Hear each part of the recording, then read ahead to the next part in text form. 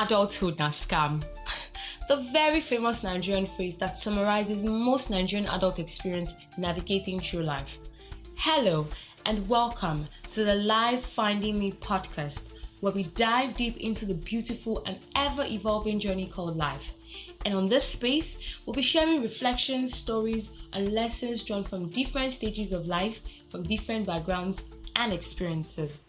We all see life from different lenses, shaped by where we've been, what we've faced, and how we've grown. From the quiet victories to the loud challenges, the unexpected turns, and the moments that really count, we'll be here to talk about it.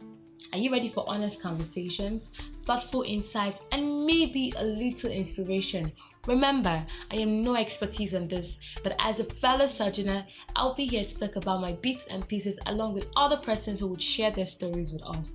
Let us take this journey together, one story, one heartbeat, one thought at a time. Hello, and welcome to the Life Finding Me podcast.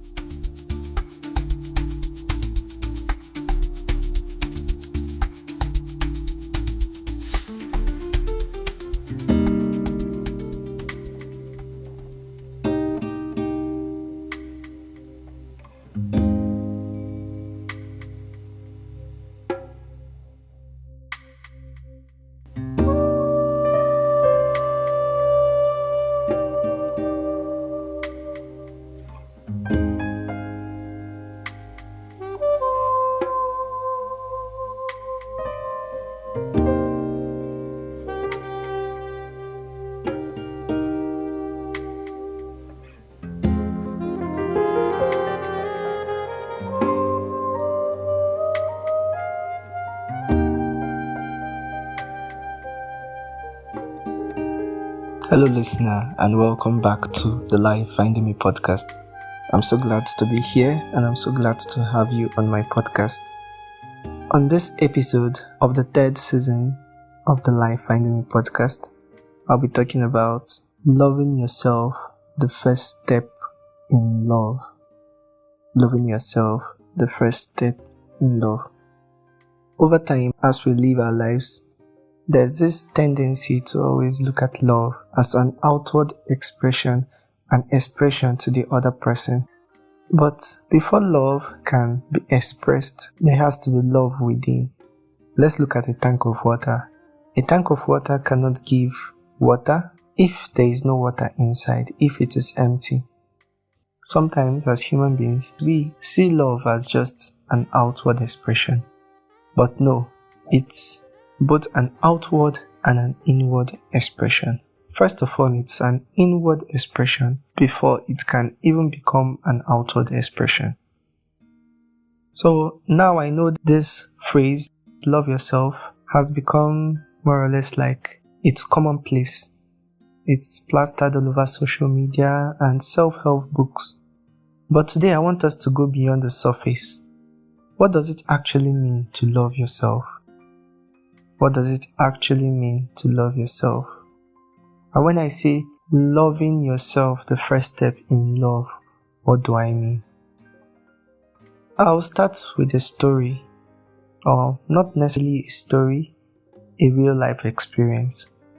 Recently, I was faced with a situation that got me thinking, that got me reflecting about my life, reflecting about how I've been living my life, reflecting about things I wish I could do, and reflecting about things I wish I could get out of my life, or I could remove from my life. And while I thought, it more or less gave me clarity about things that mattered in life, and things that didn't really matter, people that were truly important, and those that were just there for to occupy space. Now, I don't mean to say that anyone is less of a human being, but truth be told, in life you don't need everybody. You need people, yes, but you do not need everybody. So in loving yourself, I don't mean it coming from the place of selfishness or greed, but I mean it coming from the place of self-sustenance, self-protection, self-love. So I'll ask this question before I continue.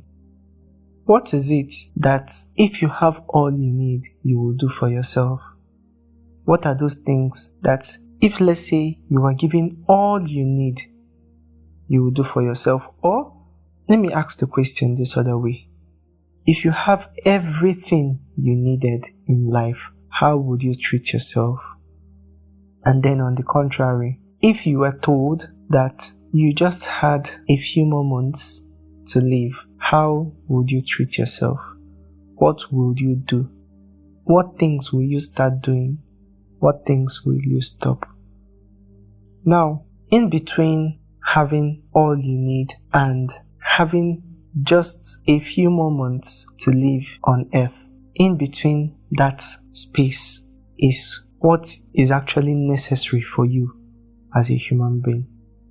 That is your primary need, or the answers to these two questions are more or less what you should be focused on. Sometimes we human beings, even I personally, we keep on procrastinating things. We say, okay, when I am 30, I'm going to travel to so and so city. I'm going to get this for myself. I'm going to get that for myself. We keep on procrastinating things, creating milestones. Creating milestones are good, but we keep on pushing the ladder higher and higher, which is also good. But then, in doing that, do you still remember that those things that you are putting, those targets you are setting, those good things that you put in front of you as a motivation, that is more or less like your driving force that is making you work yourself, more or less those things that serve as your motivation, do you also put it in mind that those things are not for the future, but they are for you? They are not for your future self, in quotes, they are for you. As much as they are for your future self, in the present, you are also worthy of those things. Now, don't get me wrong. There's this saying that goes this way: don't put the cart before the horse. So I know that yes, in life there are things that are meant to follow a certain order. Take for instance, you can't be having sex before marriage. Yeah. So you can't say, okay, yeah, I've been looking forward to this, but since what I can have in the future, I can also have now. No, I don't mean that. And I don't also mean one being shady or one going, let's say you say you want to have money in the future, but since you can have it now, I don't mean you're going into shady deals to bring your future to the present. No, that is not what I mean. Self-love should be seen more from this aspect of you wanting the best for yourself, even when you know that you might not be able to get that best for yourself. But just having that awareness that yes, you deserve the best, and then treating yourself to the best within your means. Take for instance, you want to live in a 7-star mansion, but all you can afford is a 1-room and parlor apartment. Then all it means is you making the very best out of your current situation. Not entirely throwing your dreams to the drain, but making the very best of your current situation. Now, loving yourself isn't about being perfect. It's not about thinking less of others. It's not even about feeling good about yourself. Loving yourself means accepting yourself for who you are, accepting your flaws, accepting your broken parts, accepting the messy parts of your life and the parts you hide from the world, and still in all of these, choosing to be kind to yourself. Now, that is self-love. Self-love comes in being compassionate to yourself. So let me ask you this question. How do you act, or how would you talk to yourself when you found out that you made a mistake? Would you speak to your friend in that same way? Sometimes we beat ourselves up. We make mistakes. We fail in life. How do you treat yourself? So the first step in self-love stems from acceptance. Self-acceptance. Accepting yourself for who you are, accepting yourself the way you are. Now, self-acceptance does not negate change. It does not negate improvement, but rather should be the stepping stone for positive change and for improvement or personal growth. Self-love starts with self-talk. Most often we so criticize ourselves, we don't even cut ourselves that slack. Now, cutting yourself the slack doesn't mean you shouldn't tell yourself this was wrong when you are wrong.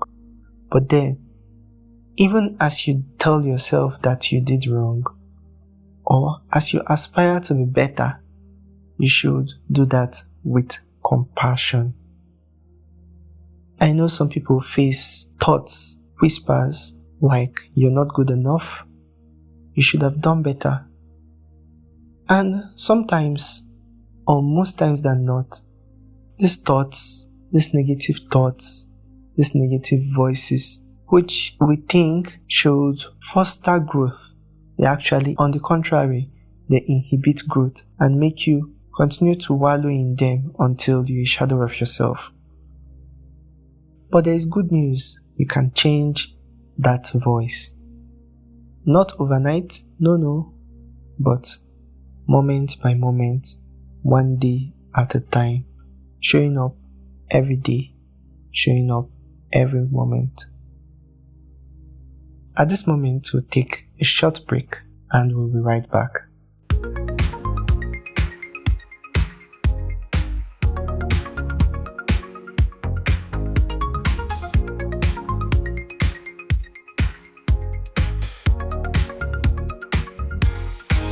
One life just to live it right, chasing dreams through the night. Hearts aglow under moonlight, never fade out of sight.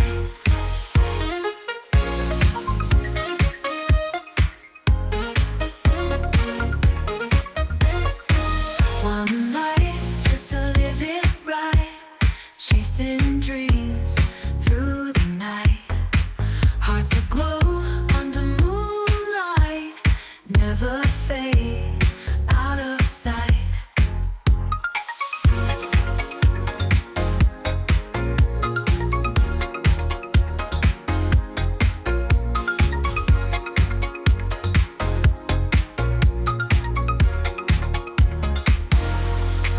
Moments come and then they pass.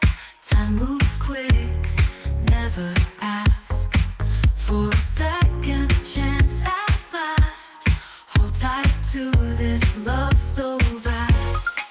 One life, one heart beating free. Feel the rhythm in the spree.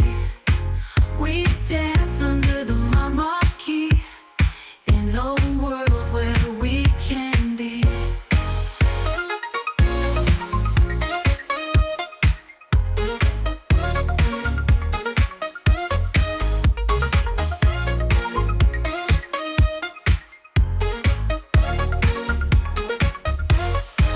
Stars above with a twinkle, eyes that shine with a sprinkle.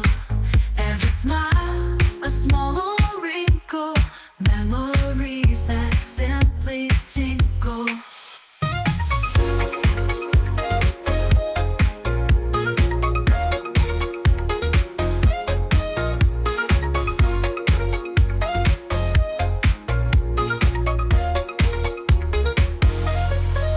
In the rush of days ahead, don't forget what's been said.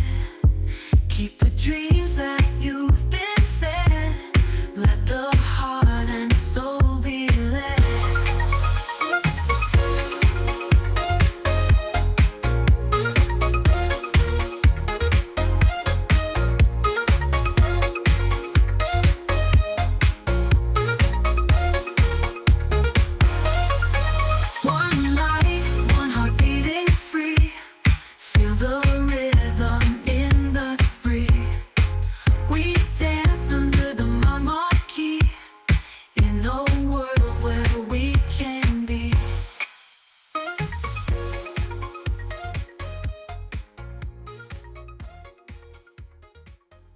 Welcome back to the L.I.F.E podcast. We're still on the episode Loving Yourself, the first step in love.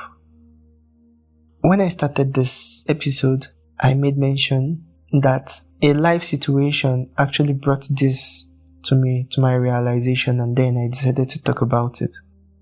There's this saying that when life throws stones at you, you use it to build a house. And when life throws lemons at you, you make lemonade out of it. Well, in as much as that is not in the realistic sense of it, but thinking about it contextually, you actually see that there is sense in those words. So recently, there was a situation that got me thinking, just like I said earlier, and I got to think about what is really the value of life. What is really the purpose of life? Like, what is there in this life that we have? And I looked forward and I thought about the beauty of possessions, beauty of money, the beauty of luxury, the beauty of comfort. And I thought to myself, well, these are wonderful. Luxury, comfort, money and all it can buy. But at the end of things, will these things count? And then I thought about beautiful relationships, friends, family, acquaintances, co-workers, and all of that. And then I thought deeply, at the end of things, will these things count? And then I thought about future plans and goals that we always set or we often set. And this year, I want to build 5 houses. I want to buy 2 cars. I want to send my children to school at Oxford University, London. Well, those are flamboyant goals. Or it can be as basic as, okay, I want to learn a new language. I want to be better than I was yesterday. I want to get myself a laptop. And stuff like that. And then we ask, what are we going to do to achieve these goals? Then we set the goals. I'm going to do this, I'm going to do da da da da da da, and da da da da da da da, and da da da da da da da da. But amidst all this, do we give ourselves acknowledgement? Do we see ourselves? Are we present to ourselves? Are we aware of ourselves? Or do we turn ourselves into goal actualization machines? Forgetting that these goals were not set for themselves, but we are set for us. So self-love comes in to show you or to tell you that in as much as these goals, these milestones, whatever it is, the relationships are for you, in as much as they are good in themselves and in as much as they are for you. They shouldn't make you lose sight of yourself in the present. These goals are made for the future, and there's actually more or less like a processing time between the creation of the goal to the actualization of the goal. So the time frame in between when the goal was created and when it is to be accomplished is what I call the processing time. So in this time frame, are your eyes on yourself? Or are they just on the goals that you have chosen? So I want you to reflect on it, because in the world we live in now, there's this bustle about my friends are doing this, my friends are making it, the world is moving fast. Yes, the world is moving fast, but sometimes self-love calls you to slow down, because it is in that slowing down that you're able to see yourself again. You're able to discover that no, you've not been treating yourself well. You've not been taking care of yourself. it's in that slowing down that you come to realize that you had even lost sight of yourself. Now, another dimension to self-love is looking at the area of procrastination. We say, tomorrow I'll do this. Tomorrow I'll wear this shoe. Tomorrow I'll wear this clothes.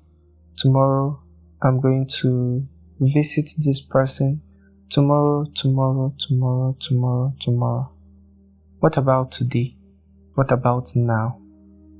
So self-love brings to realization that in as much as you look forward to tomorrow, you can actually start now. You don't have to wait for tomorrow. You can start now. Because now is what you have. Tomorrow is not guaranteed. And aside the aspect of procrastination, there is also the aspect of protection. What practices do you indulge in? What company do you hang around? Are they good for you? Sometimes we know what is good for us, but we still decide not to do it. We know that this is not good for us, but we still decide to indulge in it. So today, on this episode of the Life Finding podcast, on this topic, loving yourself, the first step in love, I urge you to look at your life and see for yourself whether you have actually been living your life or doing something else. Looking at it also from the point of celebrations, oftentimes we always tell ourselves, yeah, when this happens, I'm going to celebrate this. But what about you celebrating yourself every day? I always say this wherever I go. Don't only celebrate the big milestones. Don't only celebrate the important, in quotes, events, the birthdays, the anniversaries, the graduations, those events that we tag milestone accomplishments or milestone events. What about you celebrating yourself every day? Because it's actually a win for you to be alive. Because when there is life, there is hope. And when there is life, there's a potential of doing more. There's a potential of actualizing more. There's a potential of love. A dead man can't love himself. A dead woman or a dead person cannot love. So without life, there is no love. So as you reflect on your life, I hope you come to the realization that as much as it's important to celebrate your birthdays, as much as it's important to celebrate accomplishments and the rest of them, it's also important to celebrate your life every day. To celebrate the fact that you are alive. To celebrate the fact that you are healthy. And even if you are not healthy, like they say, no one is 100% healthy. To celebrate the fact that you still have breath going through your nostrils. Now, I have listed out some tips to help you on this journey of self-love. Remember, loving yourself is not an end in itself. It's not a destination, it's a journey, it's a process. So the first tip is acceptance, accepting yourself for who you are, accepting your flaws, accepting your strengths, accepting your self-image, accepting everything about yourself. Now, in accepting everything about yourself, you don't have to now wallow in your current situation or in your current self-image. No. Acceptance also births growth. It also births transformation. So, don't accept yourself to degradation, but to transformation. The second tip is practice self-compassion. Learn to be kind to yourself. Learn to love yourself. The same way you express love to someone you love dearly, show that same love to yourself. Sometimes we are so carried away by people, in quotes. I know man was born a social being, or man is born a social being rather. But even though man is a social being, man actually needs to know himself. there's this famous quote by Socrates. So knowledge of yourself is also important to self-love. For if you do not know yourself, you cannot be compassionate to yourself. You cannot love yourself. So love also stems from knowledge. See yourself as worthy of good things. See yourself as deserving of good things. And thank God for the life you have. The third tip is set boundaries. Loving yourself also means protecting yourself from things that are against your growth, against your peace of mind, and against your life. If there is anything that stands in the way of your peace of mind, of your sanity, of your health, and of your life in general, then that should not be in your life. Be it practices, be it relationships. So set boundaries. Give yourself that protection. Give yourself that honor. Give yourself that privilege, knowing that you are a king to yourself. So the same honor that you will give to a king, a real king, give that honor to yourself because you are also king of yourself. And just as it is in the palace of a king, you can't have access to the king without meeting certain criteria. So when you set boundaries, it simply means that you should have certain standards, certain yardsticks that should be met for something or for some people to be in your life. So it's a self-preservation technique. It's a self-sustaining tool. So when you set boundaries, it keeps you safe from things that are endangering to your life, no matter how minute they are or how very little or negligible their effect might be on your life, no matter how negligible it is or might be. Setting boundaries protects you from things that stand in your way, things that have the potential to cause you harm, things that or people that do you no good, but rather cause you pain. The importance of setting boundaries cannot be overemphasized. Just know that it is one important life hack or one important life tool to have. The fourth tip is learning to say no. Learning to say no is still more or less under setting boundaries. Learning to say no and standing by the no. Saying no doesn't make you an evil person. And saying no doesn't mean that you will not say yes. But saying no when it's not convenient. Saying no when it's against your growth. Saying no when it puts you in harm's way. Saying no when it does you no good. Another tip is knowing your worth. You are worthy because you exist, not because you meet certain criteria or yardsticks, not because you meet certain standards set by God knows who. You are worthy because you were created in the image and likeness of God, and that is paramount. Every other thing is temporal. So stop letting your worth be attached to things, whether material or immaterial. Don't let your value be determined by people you have in your circle. Know that your value is first of all determined by the fact that you were created in the image and likeness of God. And secondly, your value is determined by the fact that you're a human being. So you should know that you are worthy, not because of the things you have or the people you have around you, but because you exist. The fifth tip is do the things you love. Do the things that bring you joy, that are good, and that do not hurt others or do not cause others pain. I had to say the second part because I know, yes, there are psychopaths who derive joy in causing others pain. Now, that is not self-love. Self-love is in doing the things that make you happy as a person but do not cause others pain. And then I want to say this to you, especially if no one has ever said this to you. You are enough. You don't need to be more or to do more to deserve love, including your own love.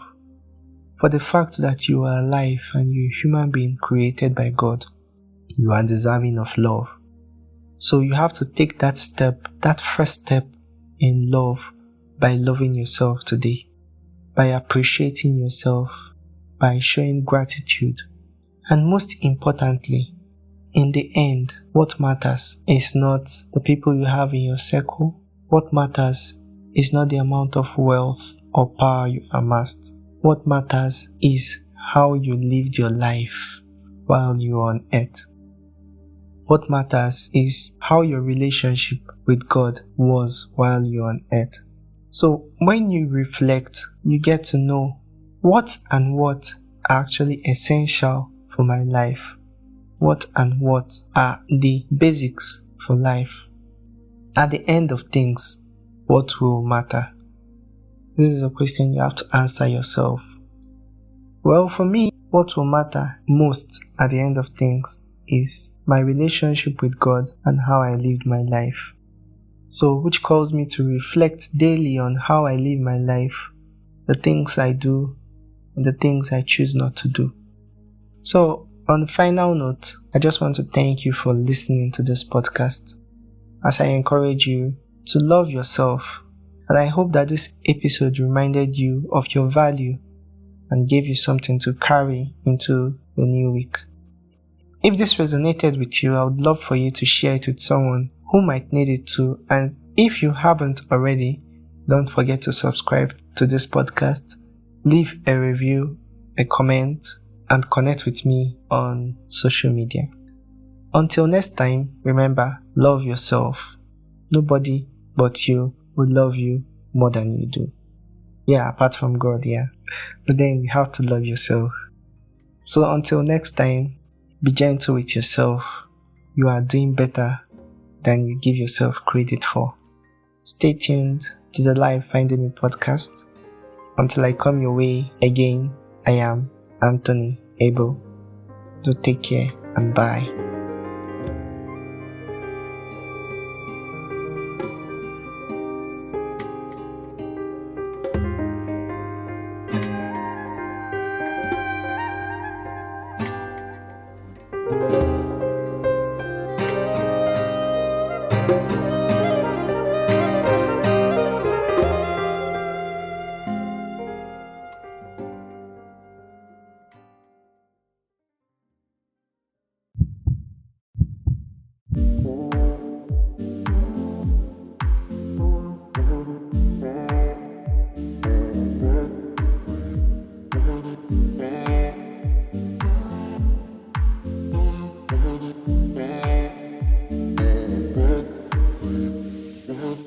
This is Life Finding Me, the podcast where faith meets vulnerability and purpose is uncovered one story at a time. This isn't just about spirituality, it's about navigating life and its different phases with faith, with honesty, and with hope. Hosted by engineer, artist, and storyteller Anthony Abel, Life Finding Me dives deeper into the questions and moments that shape us. From soul-stirring spoken word to raw reflections on trust, patience, love, and growth. This podcast is your weekly reminder that you are not alone on this journey. So whether you are healing, building, or just trying to make sense of it all, tune in, lean in, and let's find life together. Life Finding Me, available now on Radio Maria 90.1 FM Kaduna, on Spotify, Amazon Music, Anchor FM, Pocket Cast, Castbox, and everywhere you listen to your podcast. Do subscribe and let's find life together.